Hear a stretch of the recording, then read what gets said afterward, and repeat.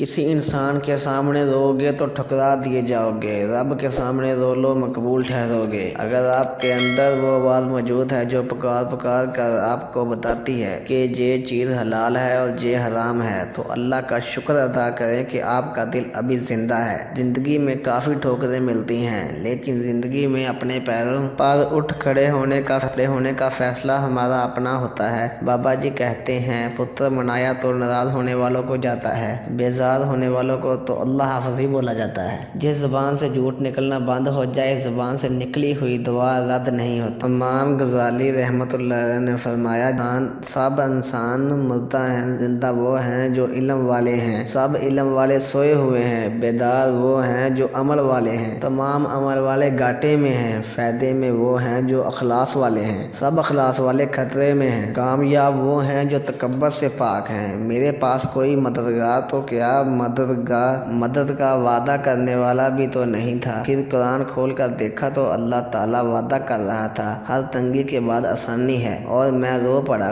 خوش رہنے کا فارمولہ، شکوے شکایات کم کیجیے اور اللہ پاک کی ان نعمتوں کے لیے